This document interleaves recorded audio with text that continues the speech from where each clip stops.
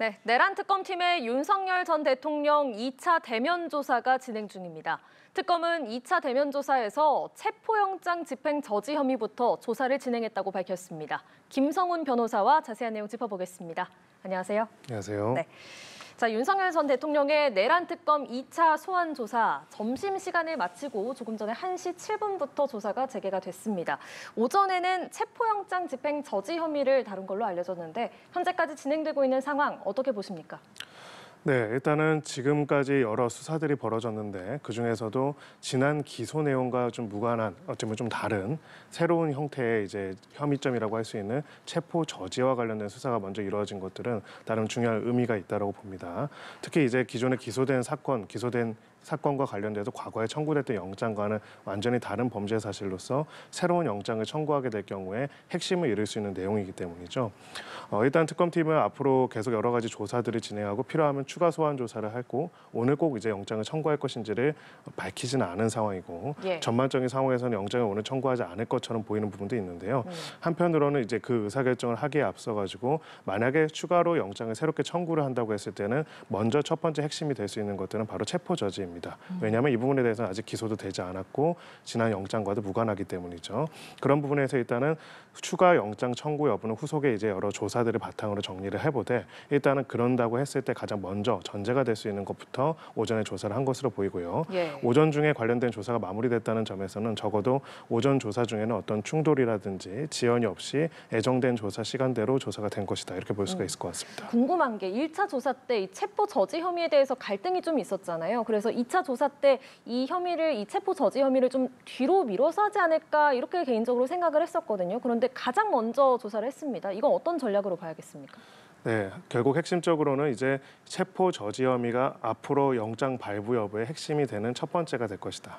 그런 부분에 있어서 오늘 조사가 만약에 늦어지게 될 경우에는 이 내용을 또 다루지 못한다면은 이로 인해 가지고 영장 청구 준비들이 늦어질 수가 있겠죠. 그런 부분에 있어서 영장 청구의 가장 전제가 될 수 있는 첫 번째 범죄 사실부터 우선 조사를 한 것이다. 이렇게 보는 것이 맞을 것 같고요.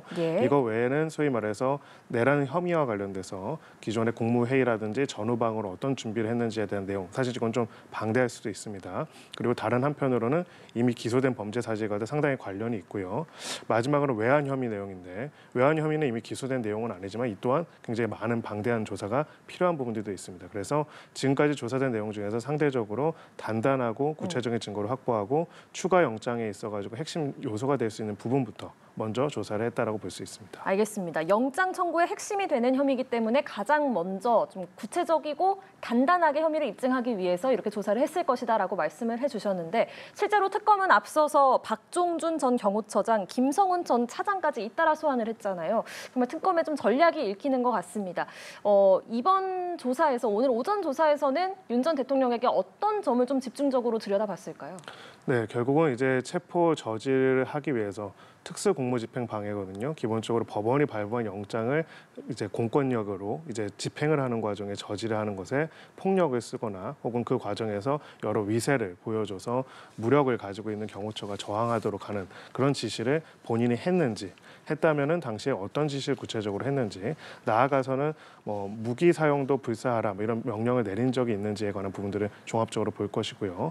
이 과정에서 결국은 체포 저지에 나선 경호처가 한 행동을 하는 과정에서 당시 대통령이었던 윤석열 전 대통령의 지시가 있다라고 한다면은 이 부분의 혐의 사실을 바탕으로 한 영장 청구와 추후 기소까지도 이루어질 것으로 보입니다. 그런 부분에 있어서는 전체 범죄 사실 중에서 체포 저지와 관련된 그 범죄 사실은 주요 피의자들에 대한 조사가 이루어졌고 최종 피의자에 대한 조사가 이루어져서 소위 말해서 영장 청구 및 기소가 어느 정도 소위 정리된 그런 상황이라고 볼 수 있는 상황이라고 볼 수 있고요.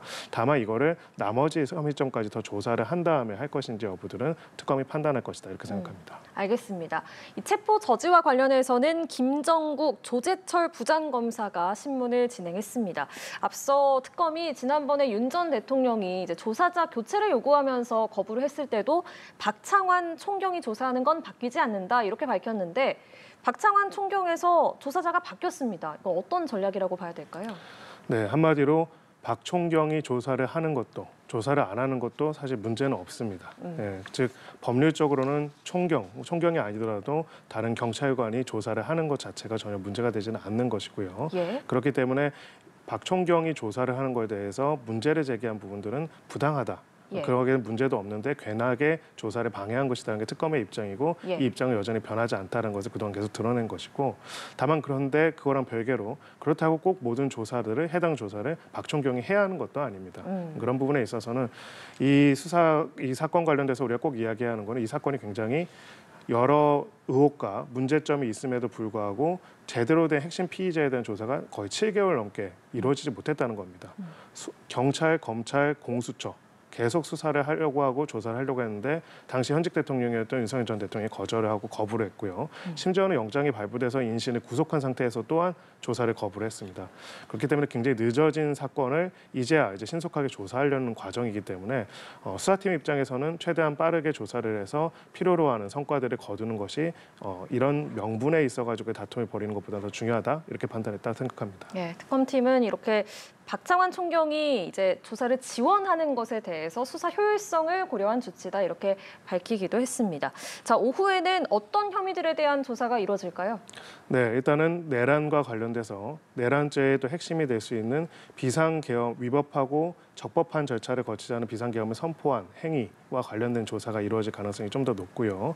이것과 관련돼서 최근에 특히나 당시에 참여했던 국무위원들에 대한 조사들이 많이 이루어졌습니다. 그렇다면은 계엄 선포 과정 그리고 계엄 해제 과정 각각의 과정에 있어가지고 국무위원들에 어떻게 이야기를 했는지 이 내용은 내란죄는 이미 우리가 기소가 됐는데 왜 조사를 할까 궁금하신 분들도 있을 텐데요.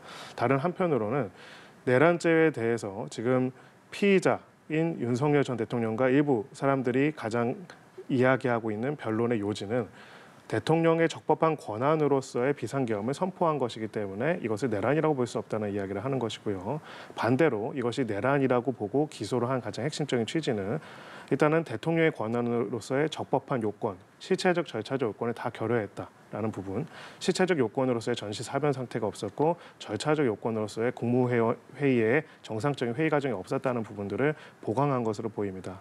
특히나 당시에 누구를 불렀고 누구를 안 불렀는지 국무회의 자체를 원래 안 하려고 하다가 어떻게 보면 하게 된 것인지 아니면 국무회의 자체를 준비했는지 그리고 보도는 안 됐지만은 특히나 비상입법기구 문건 같은 내용들이 있었습니다. 즉 단순하게 경고성 계엄이라고 주장을 하고 있는데 그걸 넘어서서 중장기적으로 이런 비상계엄 상태에서 통치를 만들어내려고 하는 부분들이 있는지에 관한 부분들이 핵심적인 내용이 될 것으로 보이고요. 예. 그 과정에서 결국은 적법하지 않은 권력 행사를 통해 가지고 내란을 저질렀다는 부분들을 입증하고 무엇보다도 그 적법하지 않은 권력 행사 과정에서 협조한 공범이 될 수 있는 국무위원들이 누군지도 정리하기 위한 것도 필요하다. 이렇게 생각해서 그 부분을 조사할 것으로 보입니다. 예.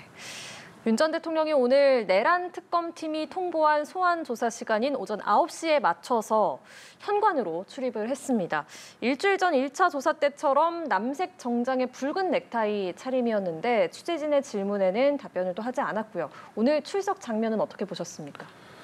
네, 기본적으로 그동안에 전직 대통령들이 이런 출석을 할 때는 늘 이렇게 시작이 됐습니다. 국민 여러분께 죄송하다라는 이야기를 했죠. 물론 이제 아직 그 부분에 대해서 수사가 진행 중이라고 하더라도 기본적으로 국민에게 큰 권한을 위임받았던 사람으로서는 범죄 혐의점이 있어서 수사의 대상으로서 이 국가의 수사를 받는다는 것은 어찌 보면 국민들한테 송구스러워할 부분들이 있을 겁니다.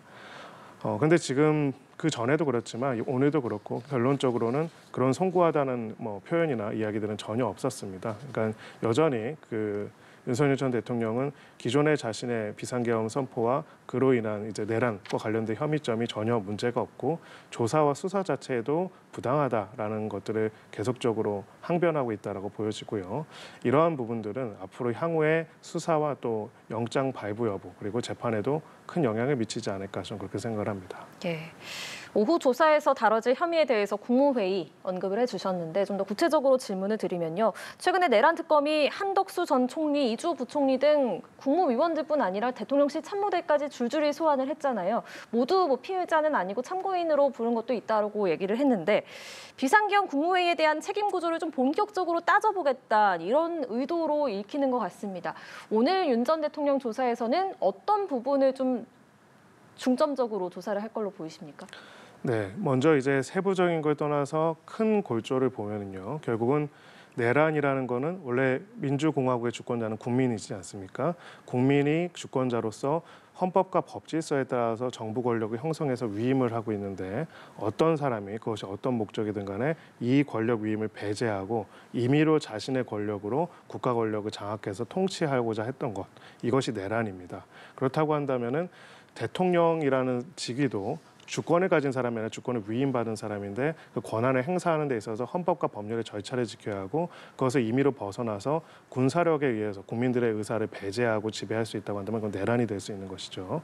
이것이 가장 기본적인 내란죄의 기소 논리라고 할 수가 있습니다. 그런 부분에 있어가지고는 결국은 대통령으로서 비상계엄이라는 적법한 권리 행사를 했다 계속 항변을 하고 있는데 사실상 실제로는 군사력을 동원해서 국회를 장악하거나 나머지 정치 활동을 금지시키고 군사력을 동원한 임의적인 통치 체제를 만들고자 하는 목적이 있었고 그 목적을 실행하는 과정에서 수단으로서 비상계엄이라는 선포를 한 것인데 이 목적을 달성하기 위해서 비상계엄에 절차적 실체적 요건이 없음에도 불구하고 급하게 이 부분을 갖춘 것처럼 보이기 위해서 국무위원들을 억압하거나 일부 국무위원들을 동조시켜가지고 만들어낸 형태라는 점들을 다지기 위한 부분으로 보이고요. 결국은 이런 내용들을 보기 위해서는 비상계엄을 선포하고 준비했던 핵심 인물, 그리고 국무회의 과정에서 비상계엄을 선포했다고 이야기했던 핵심 인물, 결국 피의자 윤석열 전 대통령에 대한 조사 확인이 꼭 필요했던 것입니다. 그런데 이런 부분들이 지난 7개월 동안 못 이루어졌기 때문에 결국은 이 당시 12월 3일 밤에 무슨 일이 있었냐 모든 국민들이 궁금하지 않겠습니까? 예. 그 부분들을 면밀하게 조사해서 나머지 모든 인물들에 대한 조사 내용들을 정리를 하고 그리고 CCTV나 객관적인 자료까지 다 확인을 하고 그걸 바탕으로 해서 핵심 피의자한테 최종적으로 그날 무슨 일이 있었고 왜 이런 결정을 했고 종국적으로는 비상계엄이라는 적법적 권한이 아닌 것을 그런 상황이 아닌 것을 알면서도 그 요건들을 결격하고 요건이 결격한 걸 알면서도 결국은 이러한 행동들을 했다는 점들을 확인하고 입증하기 위한 조사다 이렇게 볼 수 있습니다. 네, 최근에 비상계엄 이후에 사후 계엄 선포문이 작성됐다는 보도까지 나온 가운데 윤 전 대통령이 이 문건 작성에 얼마나 관여했는지도 쟁점이 되고 있습니다. 이 부분은 왜 중요한 겁니까? 네, 이것이 아까 제가 방금 설명드린 그 구조와 관련이 있기 때문입니다. 예. 한마디로 비상계엄을 선포했다가 중요한 게 아니라 내란을 저지르는 과정에서 그것을 외피로서 덮기 위해서 비상계엄이라는 형식만을 갖춘 것이라는 것이 핵심적인 쟁점인데요. 그 부분에 있어서 비상계엄이란 거는 아주 긴급한 국가의 위기 상황이 있을 때 국민의 기본권을 굉장히 제한하는 조치라고 할 수가 있습니다. 그렇기 때문에 이 부분에 대한 적법한 각각의 절차들을 얼마나 치밀하게 잘 정리하고 거기를 갖춰가지고 하는지가 굉장히 중요한데 비상계엄 선포문조차도 심지어는 비상계엄 이후에야 만들었다고 한다면은 사실상 비상계엄이라는 적법적인 절차가 없었던 즉 비상계엄이라고 이야기하지만 사실 비상계엄이 아니었던 어찌 보면은 군사력을 임의로 동원한 쿠데타에 가까운 문제라는 점을 보여주고 확인하기 위한 것이라고 볼 수 있고요. 그런 점에서는 국민들에게 국민이 위임한 권력을 바탕으로 잠깐 여러 가지 민주적인 권력 운용을 일시적으로 굉장히 제한하고 군사력을 통한 군정을 펼친다는 것이 비상계엄이거든요. 그럼 그 과정에서 국민들에게 어떤 내용들로 소통하고 어떤 걸 할 것인지에 대한 제대로 된 준비, 제대로 된 논의조차도 전혀 없었던 매우 임의적이고 매우 자의적이었던 그런 행위였다. 즉 그렇기 때문에 비상계엄 선포가 아닌 내란죄의 혐의점이 있는 것이다라는 점을 확인하기 위한 되게 중요한 증거다. 이렇게 볼 수 있습니다. 예, 특검이 외환 혐의도 지금 수사를 하고 있잖아요. 지금 평양 무인기 침투 대응이 윤 전 대통령의 지시에 의한 거였다. VIP의 지시에 의한 거였다라는 녹취록까지 확보를 한 걸로 전해졌습니다. 이게 2차 조사에는 어떤 영향을 미칠까요? 네, 그래서 외환죄 같은 경우에는 사실은 굉장히 심각한 범죄입니다. 내란과 외환의 죄가 아니면은 현직 대통령이 소추가 안 되어 있다는 것은 그만큼 굉장히 중요한 범죄로 보고 있다는 것이죠.